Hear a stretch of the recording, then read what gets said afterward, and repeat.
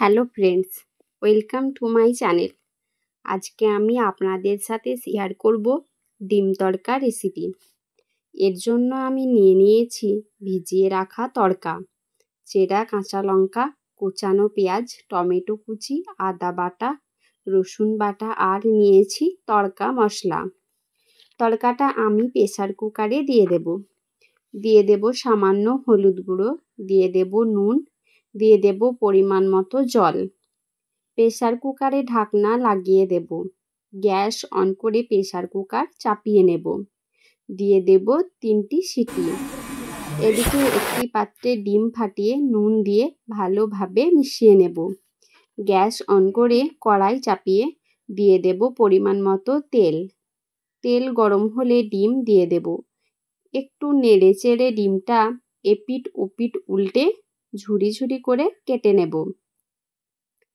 ভাজা ডিমটি একটি পাত্রে তুলে নেব।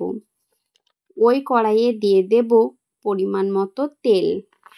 তেল গরম হলে দেব সামান্য চিনি, যাতে কালার ভালো আসে।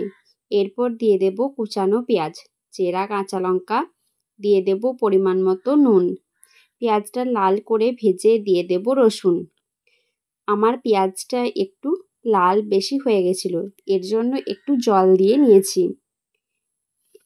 এরপর দেব আদা বাটা, হলুদ গুঁড়ো, দেব টমেটো কুচি, একটু নেড়ে চেড়ে ভালোভাবে কষিয়ে নেব তেল বের হওয়া পর্যন্ত।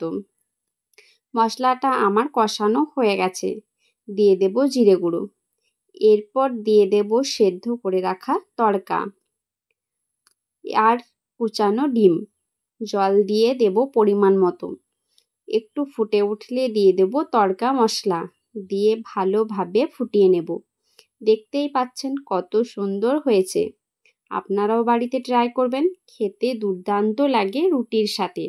চ্যানেলটি সাবস্ক্রাইব করে পাশে থাকবেন।